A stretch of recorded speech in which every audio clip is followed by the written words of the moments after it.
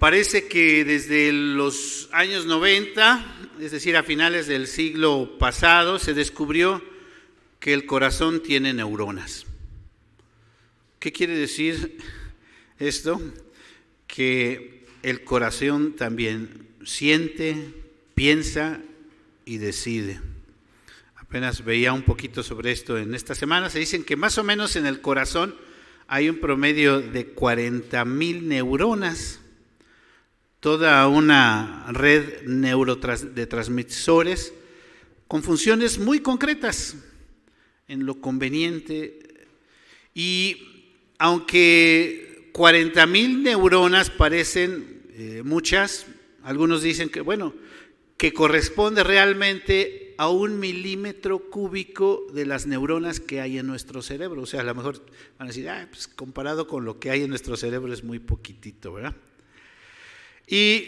Pero leyendo un poco sobre este asunto de las neuronas que hay en el corazón, se dice que gran parte de esas neuronas que hay en el corazón son las que hacen que las personas tomen las decisiones, es decir, que son las que nos hacen que tomemos decisiones.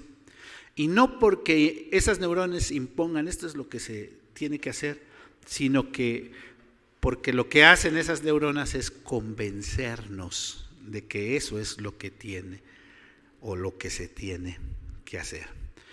Entonces, viendo esto, leyendo esto, pues parece que lo que la Biblia nos enseña en muchos sentidos en cuanto al corazón, pues la Biblia tiene razón, ¿no? Y no solo es aquella figura que usamos como para hablar de que, siento en el corazón, ¿no? Sino que en gran sentido la Biblia tiene la razón, nos enseña. Cuando nos dice, engañoso es el corazón y perverso, ¿no? O cuando nos dice, sobre toda cosa guardada, guarda tu corazón. O cuando nos enseña y nos dice, dame, hijo mío, tu corazón. Tomamos nuestro texto, nuestro tema de este capítulo, y yo creo que todos se dieron cuenta del versículo 19 que dice, y les daré un corazón y un espíritu nuevo y pondré dentro de ellos, y quitaré el corazón de piedra en medio de su carne y les daré un corazón de carne. Pero para que veamos un poquito sobre lo que hemos hablado de este hermoso libro de Ezequiel, el profeta, recordemos el primer tema que tratamos fue la gloria de Dios y hablamos de esa visión que vio Ezequiel, que nos narra en el primer capítulo, en el primer capítulo del libro de Ezequiel. Yo les invito a que tengan sus Biblias abiertas, que estén atentos a lo que vamos diciendo, ¿no? Y cuando hablamos de la gloria de Dios, dijimos que podemos ver la gloria de Dios en toda la obra de creación, ¿verdad? Podemos ver la gloria de Dios en un paisaje, podemos ver la gloria de Dios en el sol, en todo. Pero cuando Ezequiel nos habla de esta expresión de la gloria de Dios, él nos habla de una expresión visible de su presencia, es decir, de una forma visible de cómo Dios se manifestaba, que estaba en medio de su pueblo. La semana pasada hablamos un poco sobre los celos y hablamos de los aspectos positivos y negativos de los celos, cómo esta palabra tiene esos dos sentidos. Hoy hablaremos entonces de esto, el corazón que Dios nos da. Y debemos entender, lo primero creo que debemos entender nuestra propia incapacidad, la propia incapacidad nuestra para manejar nuestro corazón, ¿verdad? Somos muy con nuestro corazón, cuando dice la Biblia que es engañoso, pues tenemos que entender que pues nosotros no podemos manejar tan fácilmente nuestro corazón, ¿verdad? De repente hay quien dice, eso no lo puedo controlar, eso es lo que estoy pensando y por eso actúo de esta o aquella manera. Pero antes de revisar nuestro pasaje, me gustaría que veamos un poco el contexto en el libro de Ezequiel, porque venimos meditando y revisando un poquito el libro de Ezequiel, y así a vuelo de pájaro veamos desde donde nos quedamos la semana pasada en el capítulo 8. ¿Se acuerdan que vimos un poquito de cómo el pueblo se había corrompido y cómo la situación que se estaba viviendo en el templo, ya no afuera del templo, sino cómo cada vez adentro del templo se estaba viviendo una cuestión tremenda de depravación? Los líderes del templo, los ancianos y las personas que se supone que eran los encargados de cuidar del pueblo de Dios eran los que estaban más actuando en este sentido con corrupción, ¿no? Y eso es lo que veíamos en el capítulo 8, ¿no? Entonces, del capítulo 9, si ustedes tienen su Biblia ahí abierta, nos habla un poco sobre cómo había una maldad tremenda entonces, y Dios iba a actuar y iba a hacer cosas.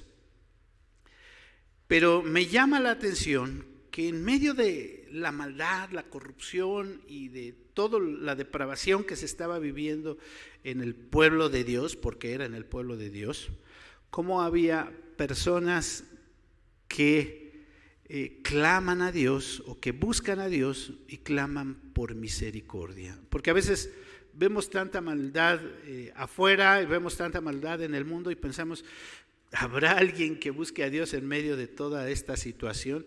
Y lo que la Biblia nos enseña ahí es que sí había personas. Versículo 4, fíjense el versículo 4, estamos en el capítulo 9. Y les dijo Jehová, pasa por en medio, porque a quienes les dijo iba a haber, se presentan 6 varones que van a destruir a toda esa maldad, ¿verdad? Y entonces Dios les dijo a esos varones, pasa por en medio de la ciudad, por en medio de Jerusalén, y ponles una señal en la frente a los hombres que gimen y que claman a causa de todas las abominaciones que hacen en medio de ella. Este era un varón en especial que iba a poner una marca a los que gimen. ¿Y qué es gemir? Es decir, aquellas personas que estaban clamando por todo lo que estaba sucediendo. Y aquí pues hay una pregunta. Cuando nosotros vemos la maldad que hay alrededor nuestro, ¿gemimos delante de Dios por eso que está pasando? O sea, es decir, lloramos, expresamos nuestro dolor delante de Dios por todo eso que está pasando. O porque podríamos tomar 2 actitudes que a lo mejor no son tan correctas o no son las propias, ¿no? Una es que nos estemos quejando, ¿no? Que estemos señalando, mira cómo se porta mal, mira ese cómo hace mal, mira cómo actúa de esta manera, y nos estamos quejando. Esa puede ser una actitud. La otra es que la otra actitud que no es buena, que no es positiva, es que nos estemos acostumbrando a la maldad, ¿no? Que cada día nos suene más natural, ay, pues mataron a uno aquí en la esquina, ¿no? Ah, sí, pues aquí. Como que eso se nos está convirtiendo también una forma de ver las cosas, ¿no? Ah, esto está pasando.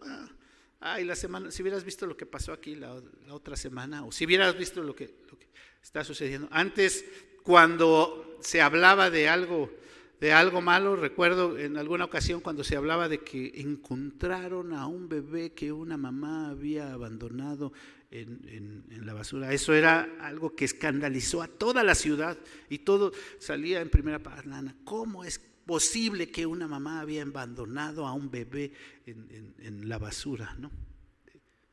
Ahora parece que es lo más natural. Ahora parece como que, bueno, ya, ¿te extraña? Pues sí, eso pasa todos los días. Que asaltaron en la micro, y ahora todo el mundo hasta hace bromas sobre eso, de que es tan cotidiano, tanta rutina que nos hemos estado acostumbrando. Y aquí está la pregunta, ¿gemimos ante tanta maldad? ¿Se acuerdan? Aquí viene un aspecto que entonces, ¿qué es lo que está pasando en nuestras mentes? ¿Qué es lo que realmente estamos haciendo ante esto? Aquí Dios comienza a juzgar y dice que le pone marca a los que gimen, y los que no gimen, todos van a morir. Dios comienza a castigar y comienza a haber mortandad. Si ustedes leen con detenimiento este capítulo, y Dios le dice a estos varones que comiencen por el templo. Dice, ¿saben por dónde van a comenzar? Por el templo. Y les dice a los varones, contaminen la casa, o sea, es decir, contaminen el templo, o sea, con tantos muertos que va a haber, llenen los atrios de muertos. A mí, o sea, esa parte es fuerte, porque los que estaban en el templo eran los primeros que no estaban haciendo lo correcto delante de Dios. Les parecía así lo más natural. Y aquí me acordé cuando el Señor Jesús sacó a los cambistas, ¿no? ¿Cómo los sacó? Con latigazos. Entonces el Señor Jesús se vio suavecito con lo que Ezequiel nos está narrando, porque Dios lo que hizo fue que empezara a haber mortandad en medio de toda esta situación. El Señor Jesús les dice, habéis hecho de mi casa cueva de ladrones. Ezequiel, fíjense la oración de Ezequiel, versículo 8, estamos capítulo 9. Aconteció que cuando ellos iban matando, y que de ellos solo me postré sobre mi rostro y clamé y dije, ay Señor Jehová, ¿destruirás a todo el remanente de Israel derramando tu furor sobre Jerusalén? Ay Señor Jehová, ¿destruirás a todo? ¿Por qué esta oración de Ezequiel? Recordemos un poco sobre el cautiverio y las etapas. Recordemos cuando fue llamado Ezequiel, ¿sí? ¿Se acuerdan? Que Ezequiel fue llamado cuando ya se estaba viviendo en el cautiverio, ¿no? ¿Se acuerdan? Isaías fue llamado en el siglo VIII, casi 200 años, más de 100 años antes de que ocurriera esto. Jeremías fue llamado con Josías, con los últimos reyes, pero Ezequiel fue llamado ya en el cautiverio. Y entonces Ezequiel dice, pues Dios ya nos castigó, ya algunos estamos siendo llevados cautivos. Si leemos el capítulo 1, él ya estaba con algunos cautivos y muchos pensaban, ya Dios castigó, ya aquí ya pasó todo, ahí quedó todo, ¿no? Como muchos a veces piensan, ¿no? Nosotros somos hijos de Dios, no nos va a pasar nada, pues Dios ya me castigó por esto que estoy pasando, ya no va a pasar más, ¿no? Y lo que es por eso Ezequiel está orando, Señor, ¿vas a acabar con todo el remanente, con ya los poquitos que quedaron en Jerusalén? Y Dios le dice, sí, nada más piensas que quedaron poquitos, van a quedar más poquitos. Por eso esta expresión de Ezequiel, ya quedan pocos, a esos los vas a destruir. ¿Cuál era la razón por la que seguía el pueblo actuando con esa maldad? ¿Cuál era la razón? O sea, a pesar de que ya habían visto que Dios estaba castigando. Versículo 9, y me dije, la maldad de la casa de Israel, la maldad de la casa de Israel y de Judá es grande en sobremanera, pues la tierra está llena de sangre y la ciudad está llena de perversidad, porque han dicho, ha abandonado Jehová la tierra, Jehová no ve.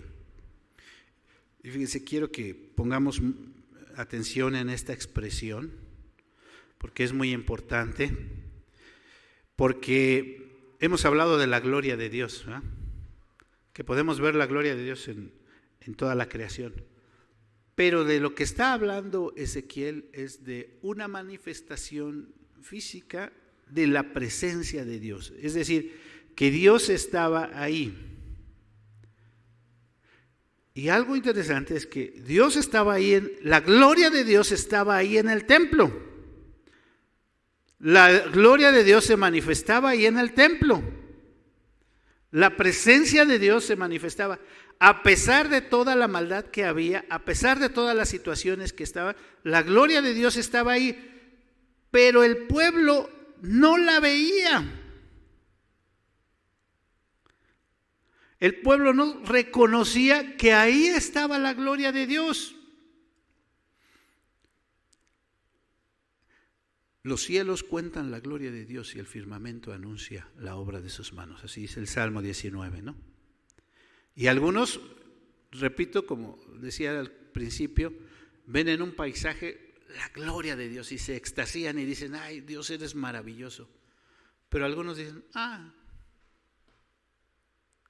Y lo que estaba pasando no solo es que el pueblo de Dios ya no veía la gloria de Dios en esas pequeñas cosas, sino aún en el lugar donde se manifestaba de una forma especial la gloria de Dios, ahí ya no la veían.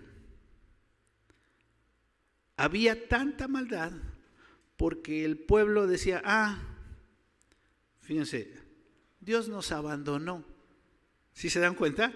El pueblo, que decía el pueblo, Dios nos abandonó. Dios no nos ve. Dios no nos ve. Ahí estaba la gloria de Dios, ahí se manifestaba el poder de Dios, pero ellos decían, ya Dios no. No había temor de Dios. El pueblo no reconocía la grandeza de Dios, la gloria de Dios, la majestad de Dios, y al no tener ese referente, cuando nosotros no tenemos un referente, perdemos la medida. Al no tener el referente de la gloria de Dios, el pueblo no se daba cuenta de su miseria, de su necesidad de Dios, de su condición pecaminosa. Poco a poco nos vamos acostumbrando a las cosas malas. Dicen que si no pones atención, por ejemplo, en el cuidado de tu casa, poco a poco, al ratito ya se ensució esa pared, al ratito ya se hizo una grieta en la pared, al ratito se está cayendo la pared y tú estás bien contento en tu casa y dices, no pasa nada, aquí está todo bien. Entonces, eso es lo que estaba pasando. Dice, bueno, ellos dicen que no estoy, ¿qué les contesta Dios? Versículo 10, así pues haré yo.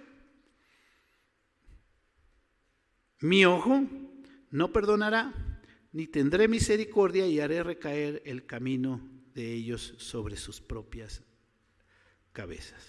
Ellos no ven mi gloria en medio de ellos, es lo que Dios está diciendo. ¿Cómo los sostengo? ¿Cómo los guardo? ¿Cómo los veo? ¿Cómo les proveo? Bueno, pues no los voy a ver. Ni tendré misericordia. ¿Se acuerdan qué es tener misericordia? Es amor que no se merece. Hay injusticia de parte de Dios, pues no se lo merecen, de por sí ya no se lo merecían, ¿no? Entonces, pues no voy a tener. Lo único que va a pasar y que dice Dios es que las consecuencias de sus actos los van a alcanzar. Dice, haré recaer sus caminos sobre sus propias cabezas.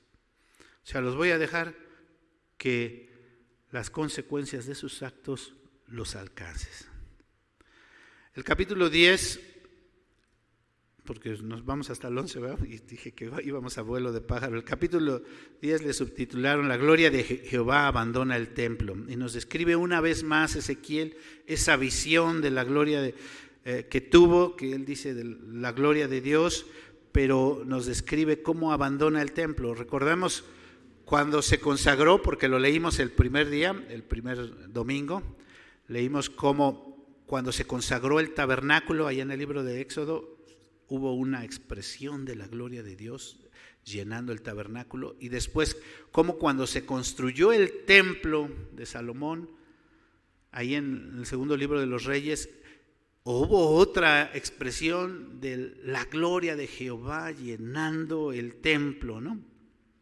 Pero ahora lo que ve Ezequiel es como, en esta visión tan especial, es como la gloria de Dios se retira del templo. Como la gloria de Dios finalmente se va. Yo creo que es uno de los pasajes más tristes en las Escrituras. ¿Cómo es posible la gloria de Dios ahí en el templo y el pueblo no lo ve? Y entonces la gloria de Dios se va. Tal vez diremos, bueno, era una visión que veía Jeremías, pero todo lo que esto representa. No sé si ustedes han escuchado en algunas ocasiones cuando personas dicen, aquí se siente el poder de Dios. O cuando personas dicen, yo no siento nada, aquí no se siente el poder de Aquí tendríamos que cuestionarnos. Tendríamos que cuestionarnos sobre nuestras verdaderas motivaciones al venir al templo. Si yo vengo al templo a sentir, o si yo vengo al templo a adorar, si yo vengo al templo a buscar a Dios, o si yo vengo al templo a recibir. ¿Cuáles son las verdaderas motivaciones que tenemos? Finalmente, eso es lo que nos permite ver la gloria de Dios, porque hay muchas cosas en las que nosotros estamos recibiendo bendición tras bendición y Dios está manifestando, y nosotros como que llega el momento que decimos, eso todo el mundo lo tiene, todo el mundo lo puede alcanzar, y no nos damos cuenta de la grandeza. Los versículos 4, por ejemplo, hablan sobre esto, cómo se va la gloria de Dios. Entonces la gloria de Jehová se elevó encima de un querubín al umbral de la puerta. O sea, estaban en el templo y ya se va a la puerta, ¿sí se fijan?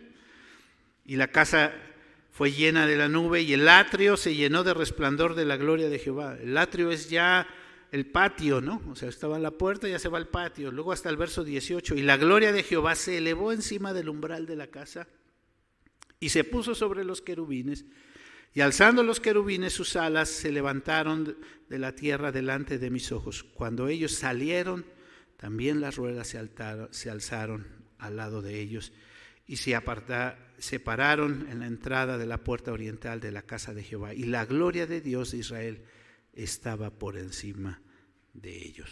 Y más adelante, en nuestro texto, si pusieron atención al final del capítulo 11, vuelve a hablar sobre esto, nos habla nuevamente sobre cómo la gloria de Dios se va. El capítulo 11, que ya estamos acercándonos a nuestro texto, inicia hablándonos sobre cómo Dios lleva a Ezequiel delante de los líderes del pueblo y cómo ellos, a pesar de todo lo que han visto, siguen con su misma actitud. Versículo 2.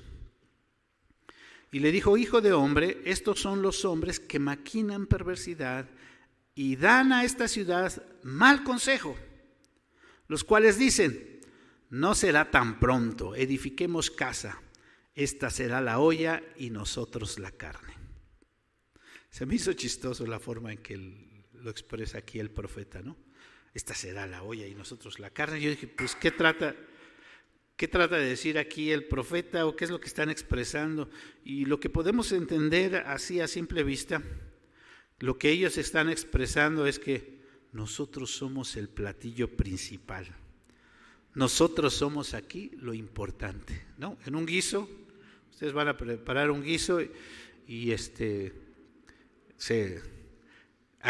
prepara todo lo que hay alrededor del guiso, ¿no? Por ejemplo, si van a comer carnitas, pues el platillo principal son las carnitas, pero tiene que ir la salsa y todo, ¿verdad? Lo que hay alrededor.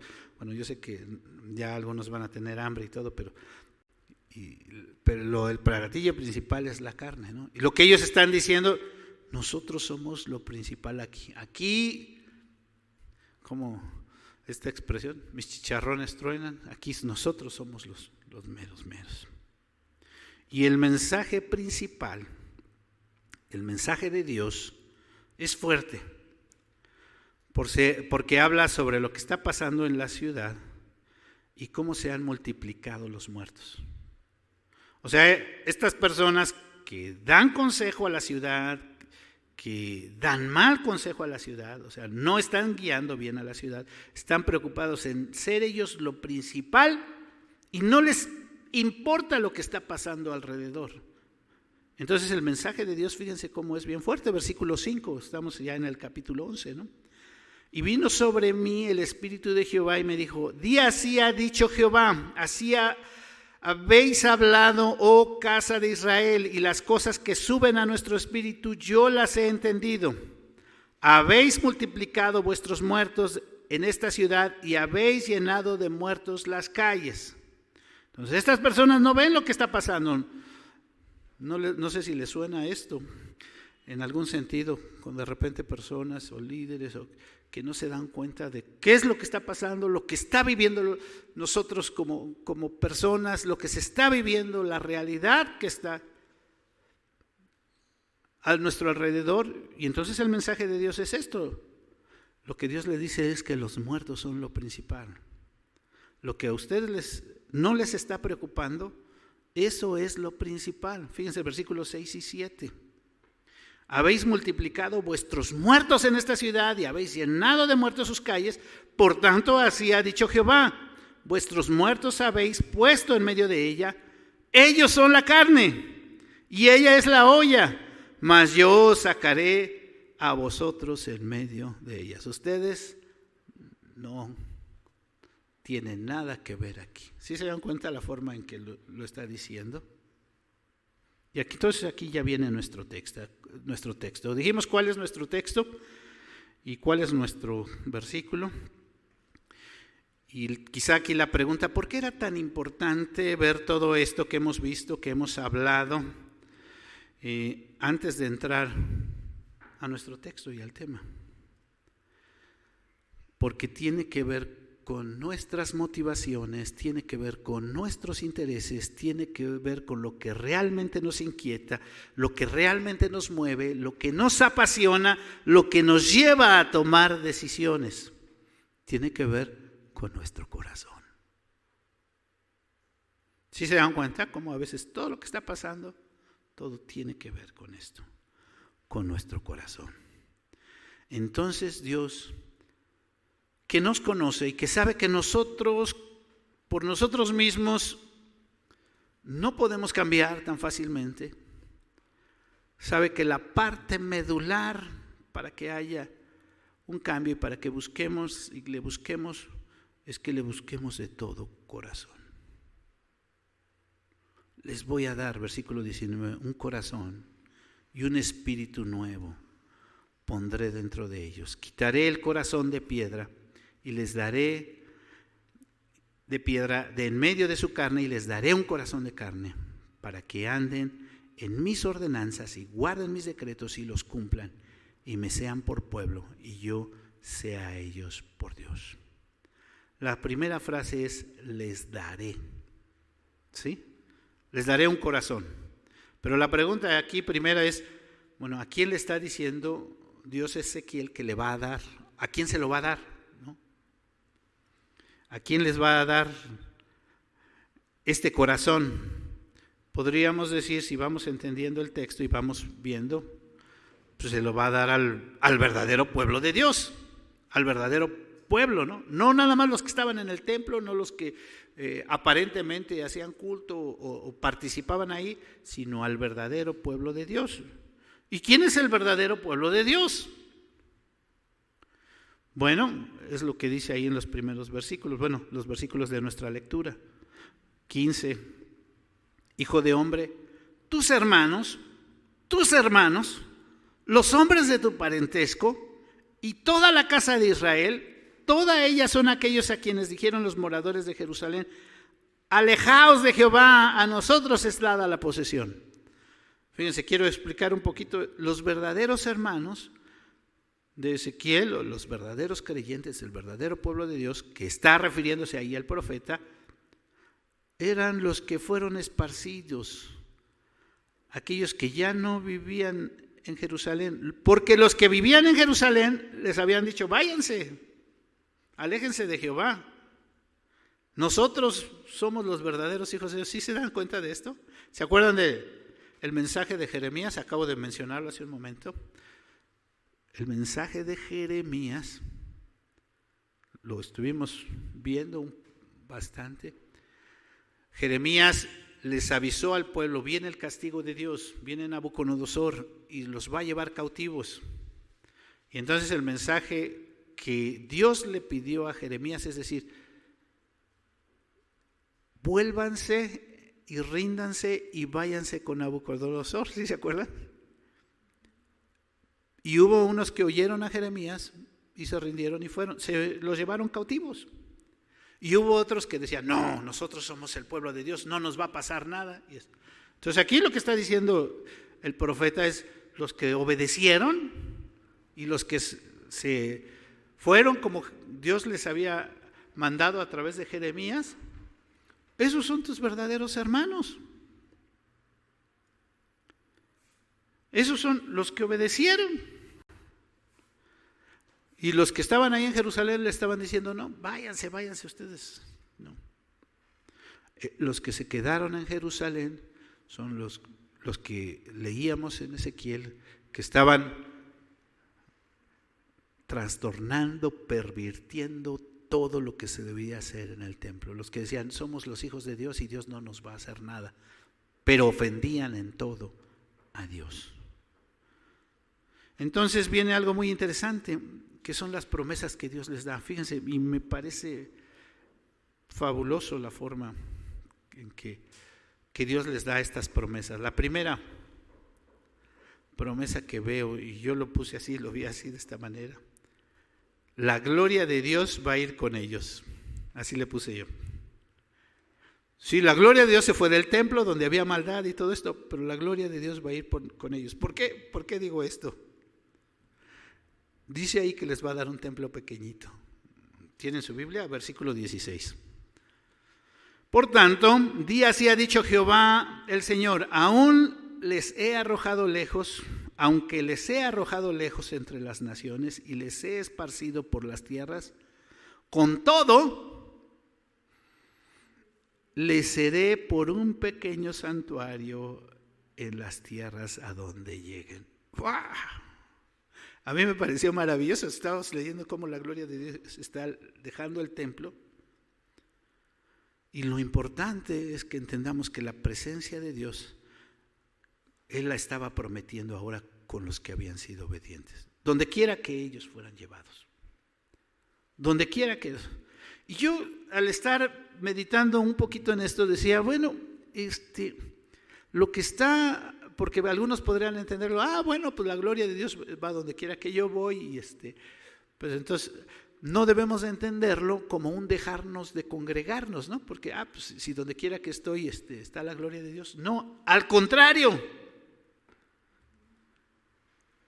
es un congregarse a pesar de. No sé si podemos entender esto. Y yo creo que el ejemplo mejor para esto es la pandemia. Porque a pesar de que muchos no podíamos congregarnos y reunirnos aquí en el templo, muchos sí buscaron la forma de tener ese vínculo, esa relación con Dios, esa comunión con Dios a través de diferentes medios. Y a pesar de, vimos cómo Dios se manifestó en diferentes hogares y en diferentes formas, a pesar de que no podíamos estar en el templo. Y Dios usó eso, yo estoy convencido de esto, y por eso hemos decidido que vamos a continuar transmitiendo. A pesar de eso y a pesar de muchas situaciones, Dios permite y Dios está obrando a pesar de. Puede haber hermanos que están muy lejos, muy retirados, pero a pesar de eso, la gloria de Dios se está manifestando hoy. Su deseo, su corazón, su anhelo es buscar a Dios. Y queremos ser ese medio. La segunda promesa que veo es que los voy a regresar. Lo que Dios les está diciendo es que ellos van a poder regresar de las naciones en que los va a esparcir. Versículo 17, di por tanto así ha dicho Jehová el Señor: yo os recogeré de los pueblos y os congregaré de las tierras en las cuales estáis esparcidos, y os daré la tierra de Israel. Y algo que me llama mucho la atención, perdón la expresión, es que Él va a quitar la idolatría. ¿Se acuerdan que veíamos el capítulo 8, el problema era la idolatría, y en el mismo templo? Ahora ellos van a ir a otros pueblos donde de veras son idólatras, y van a enfrentarse y estar con personas y convivir con ellas donde de veras nadie ama a Dios. Como está esa expresión, ¿no? Van a saber lo que es amar a Dios en tierra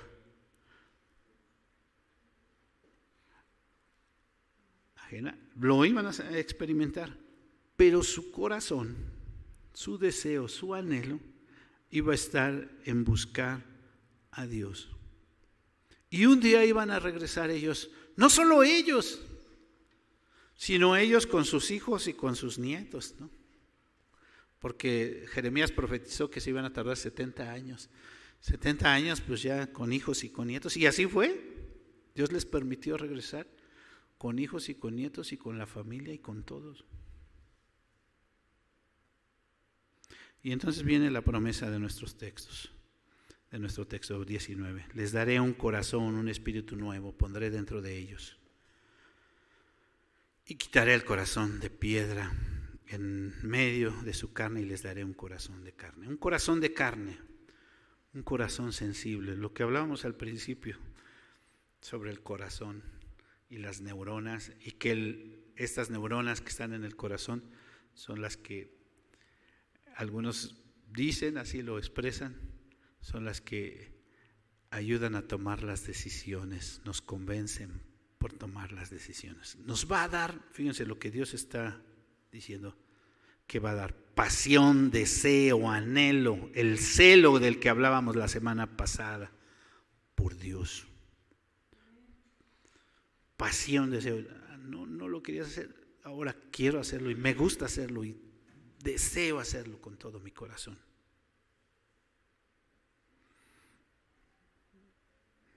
Para andar en mis ordenanzas. Y hemos hablado a veces de esto, la Biblia habla de andar en mis caminos, andar es caminar. Dice el Salmo 1:1, dice, bienaventurado el varón que no anduvo, ¿verdad? Usa la expresión, que no anduvo.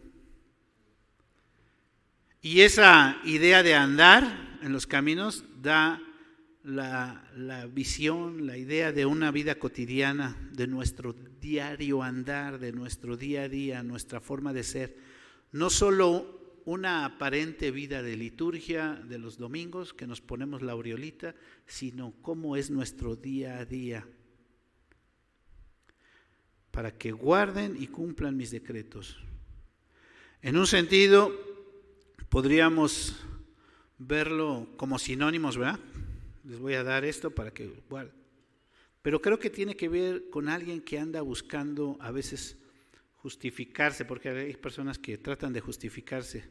¿Es bueno o es malo? Oiga, pastor, a veces preguntan al pastor, ¿es bueno o es malo esto? Porque dicen, no porque su corazón esté en querer agradar a Dios, sino porque su corazón anda en esas cosas y dice, pues eso me llama la atención y pues quiero hacer. Regularmente cuando alguien me pregunta eso, pues si tú piensas así, mejor ni lo hagas.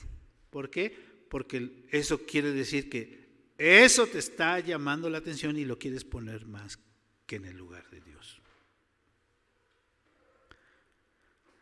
Y vemos entonces a Dios diciéndole a cada uno de los hombres y a cada uno de nosotros, dame, hijo mío, tu corazón. Dame, hijo mío, tu pasión, tu deseo, tu anhelo, tu celo.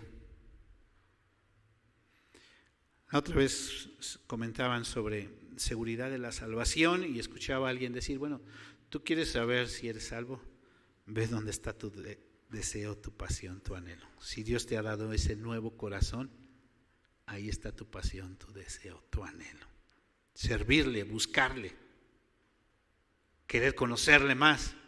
Si otras cosas te apasionan más, si otras cosas te llaman más la atención, piénsalo. Piénsalo, porque entonces probablemente tu corazón no ha sido todavía.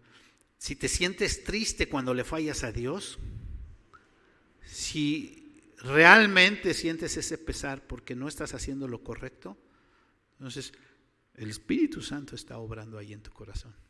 Pero si haces algo mal y no te importa y dices, todo lo hace, pregúntate si quieres tener seguridad de tu salvación, si es que Dios está obrando o está actuando.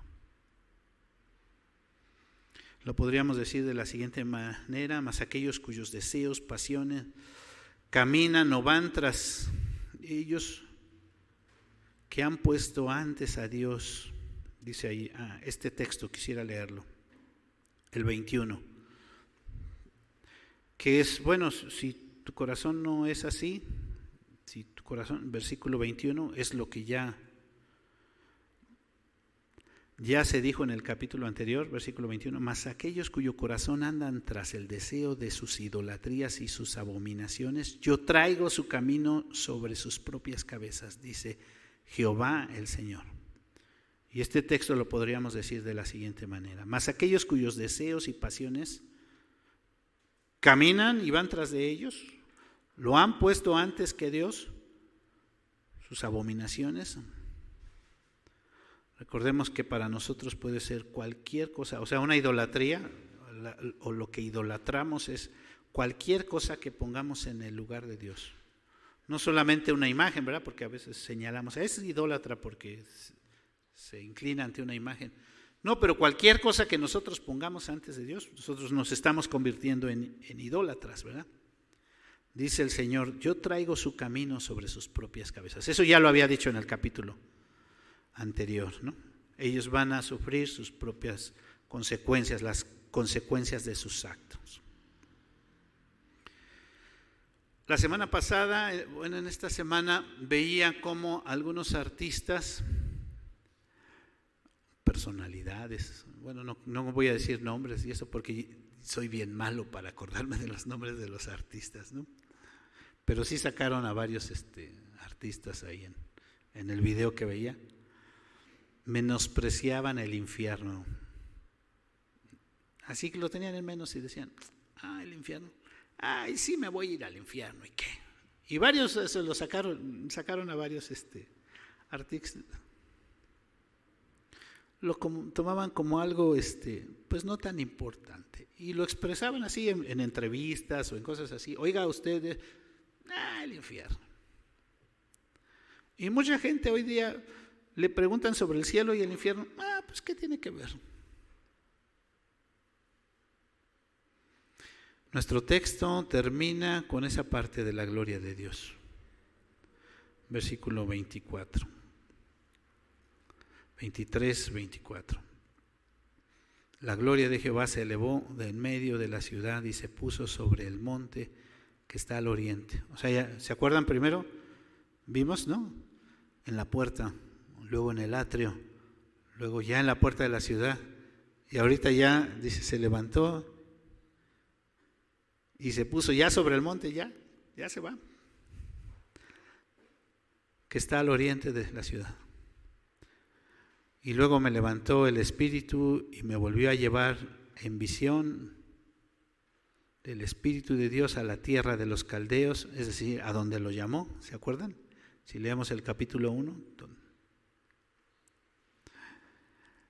donde están los cautivos, y se fue de mí la visión que había visto. Podríamos tan. ¿Cuál es la invitación? ¿Cuál es la invitación para nosotros? La invitación podría ser: apasionate por las cosas de Dios. No lo veas como una simple imposición. Si tu corazón no ha sido cambiado, si Dios no ha tocado tu corazón, dile a Dios: Señor, toca mi corazón. Si tú dices: yo ya le entregué al Señor mi corazón, apasionémonos por las cosas de Dios. Que nuestro anhelo, nuestro deseo ferviente sea servir a Dios. Porque es cosa seria, es cosa importante. Es lo que Dios pone en nuestros corazones. Apasionemos. El corazón que Dios nos da es un corazón así, como ven, un corazón que se apasiona por las cosas de Él. Vamos a orar. Señor, te damos gracias por tu palabra, porque a través de ella tú nos hablas. Y Señor, perdónanos si no hemos sentido esa pasión. Señor, danos ese corazón tuyo, un corazón humilde y un corazón que te honre, que te glorifique un corazón también que se apasione por las cosas tuyas, que te busque y que te honre. Señor, perdónanos si no hacemos lo que tenemos que hacer. Queremos glorificar tu nombre, exaltarte solamente a ti. Que nuestro corazón te honre en todo momento. Pues te lo pedimos, te lo rogamos en el precioso nombre de Cristo Jesús, nuestro Señor. Amén. Amén.